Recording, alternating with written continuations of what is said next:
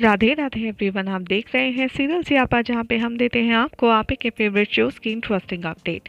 आज रात के राधा कृष्ण के सीरियल की शुरुआत होती है राधा और कृष्ण की बातचीत के साथ, जहां पर राधा कृष्ण को ये कहती हुई नजर आती हैं कि कृष्ण, तुम यहाँ बैठे हो, मैंने तुम्हें हर जगह ढूंढ लिया लेकिन तुम्हें तो कोई फर्क ही नहीं है। कृष्ण राधा को सताने के लिए कहते हैं कि जब राधा को यही तक ज्ञात नहीं है कि कृष्ण कहाँ हो सकता है, जब राधा यही भूल गई है कि कृष्ण कौन से तट पर छिप सकता है, तब राधा का कृष्ण को ढूंढना ही बेकार है। और वैसे भी तो सब बेकार ही है, तुम क्यों ढूंढ रही हो मुझे। राधा कहती हैं कि कृष्ण, तुम चुप करो, मैं तुमसे कुछ विशेष बात करने आई थी, लेकिन तुम तो अपना गुस्सा ही शांत नहीं कर रही हो। और यहाँ पर इन दोनों के बीच में आपको क्यूट सी वही हमेशा वाली नोक झोंक सुनाई देगी, जिसमें श्री कृष्ण राधा को बहुत ज़्यादा परेशान करते नजर आएंगे। राधा यहाँ कृष्ण से कहेंगे कि एक तो तुम्हें ढूंढो, ऊपर से फिर तुम नारे ताने सुनो। तभी कृष्ण कहते हैं कि जब तुम्हें गोपियों का श्रृंगार करना ही है और तुम्हें मेरी ओर देखना ही नहीं है, तो कृष्ण की चिंता करने के लिए यहाँ कोई रह क्यों जाएगा, मैं रह लूँगा अकेला, तुम जाओ अपनी गोपियों के पास।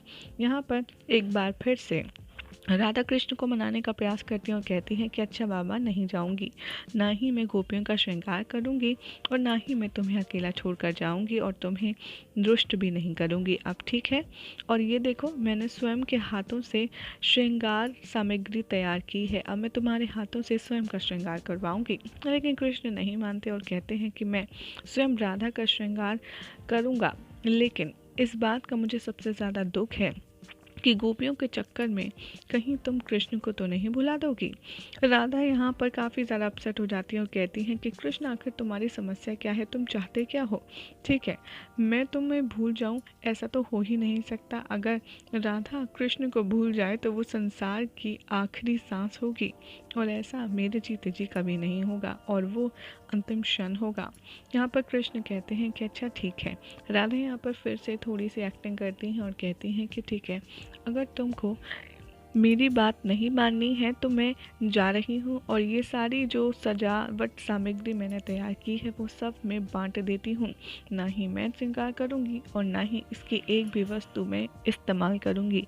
और राधा रुष्ट होकर खड़ी हो जाती हैं। कृष्ण आते हैं राधा के पास और कहते हैं कि राधा पुष्प धारण करती है, ये संपूर्ण जगत को पता है, और तो राधा की बनाई हुई सामग्री मैं खराब हो जाने दूँ, ऐसा कभी नहीं होगा। आओ, मैं तुम्हारा श्रृंगार करता हूँ अपने हाथों से। और यहाँ पर बहुत ही खूबसूरत सा मोमेंट नज़र आएगा, जहाँ पर कृष्ण राधा का स्वयं श्रृंगार करेंगे और पुष्पों से उनकी केश सज्जा करेंगे, जहाँ पर राधा भी कृष्ण को बड़े ही प्रेम से कुछ फूल लगाएंगी, और उसके बाद इन दोनों का प्रेम भरा क्षण आपको देखने के लिए मिलेगा। इधर दूसरी तरफ दिखाया जाएगा कि जो सांब है वो द्वारका में उस असुर वानर की एंट्री रोकने का प्रयास कर रहा होगा, लेकिन वो असुर दानव जो द्विविद है वो सांब को पकड़ लेगा और उसे जोरदार पटक भी देगा। यहाँ पर सांब को इस बात का अंदाज़ा लग जाएगा कि ये जो असुर द्विविद है ये बहुत ही ज़्यादा शक्तिशाली है और इससे सामना कर पाना बहुत ही ज़्यादा मुश्किल है, और तभी वो द्वारका की ओर बढ़ने लगेगा। इधर दूसरी ओर बलराम दाऊद धनुष युद्ध करेंगे, लेकिन उस असुर के ऊपर जाते ही कोई भी धनुष काम नहीं आएगा, और वो अपनी डिमांड बढ़ता जाएगा और कहेगा कि मुझे गोपियाँ चाहिए, गोपियाँ कहाँ हैं, मेरे हवाले कर दो, मैं द्वारका के किसी भी व्यक्ति का कुछ नुकसान नहीं करूँगा। यहाँ पर दिखाया जाएगा कि साम जो है वो मैसेज भिजवाता है अपनी अंदर सेना से कि कैसे उन्होंने दानव को रोकने का प्रयास किया था, लेकिन वो बहुत ही ज़्यादा शक्तिशाली है, इसलिए वो उसे रोक नहीं पा रहा है। और जैसे ये सूचना रेवती और रुक्मिणी और साथ ही साथ गोपियों को मिलती है, वो काफ़ी ज़्यादा घबरा जाती हैं। यहाँ पर गोपियों की रक्षा के लिए रुक्मिणी कहती हैं कि आप सब लोग शीघ्र ही मेरे साथ आइए, और वो गुप्त द्वार से गोपियों को द्वारका से बाहर भेजने का प्रयास करती हैं, लेकिन गोपियाँ साफ ही मना कर देती हैं और कहती हैं कि नहीं, ये दानव हमारी वजह से द्वारका में आया है, और ऐसे मार्ग में हम आप लोगों को अकेला छोड़कर कैसे जाएं, जबकि हमें पता है कि वो हमारे लिए ही आया है और आप सब लोगों पर पीड़ा पहुंचाने का प्रयास कर रहा है। रुक्मिणी यहाँ पर बहुत कोशिश करती हैं गोपियों को ये समझाने की कि यदि आप लोग गुप्त मार्ग से चले जाएंगे तो श्री कृष्ण को हमारा संदेश भी आप देने में कामयाब हो जाएंगे कि हमें उनकी सहायता की आवश्यकता है। इसलिए मैं आपसे विनती करती हूँ कि आप इस मार्ग से चले जाएं और श्री कृष्ण को मदद के लिए आह्वान करें।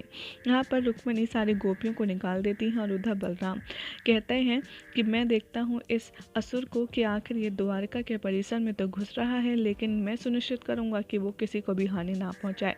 इधर दिखाया जाएगा कि असुर देवित अंदर द्वारका के महल में पहुंच जाता है। वहां पर रेवती और रुक्मिणी को अपने हाथ में पकड़ लेता है और कहता है कि मैं तुमसे अभी भी पूछ रहा हूं अंतिम बार, कहाँ हैं गोपियां? गोपियों को मेरे हवाले करो, अन्यथा मैं तुम्हारे प्राण नहीं बख्शूंगा।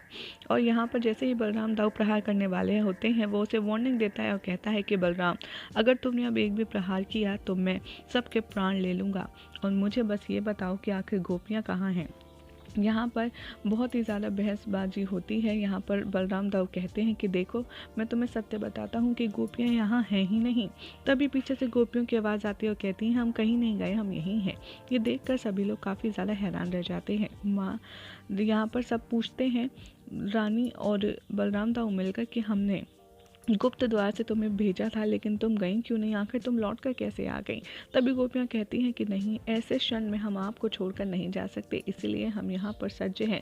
लो असुर दानव, तुम्हें हमें बंदी बनाना है ना, बना लो। तभी यहाँ पर एक संदेश वाहक आता है। वो कहता है कि मैं श्री कृष्ण और राधा रानी का संदेश लाया हूँ गोपियों के लिए। तभी वो असुर पढ़ लेता है और उस पर लिखा होता है कि हमें तुम्हारी याद आ रही है, इसलिए ये पुष्प भेजे हैं जिन्हें तुम धारण करके हमारे साथ कनेक्टेड फील कर सकती हो। इधर जो असुर है वो कहेगा कि कृष्ण को संदेश मैं भेजूंगा, और वो सारी गोपियों की ज्वेलरी उतारता है और एक एक करके वो संदेश में ये लिखता है कि गोपियों को मैंने बंदी बना लिया है कृष्ण, और अब उसका सबूत ये रहा। और कहता है कि अब मज़ा आएगा जब कृष्ण को ये पता चलेगा कि उसकी प्रिय गोपियाँ मेरे हवाले हैं। और इधर दिखाया जाएगा कि कृष्ण को संदेश भेज दिया जाता है।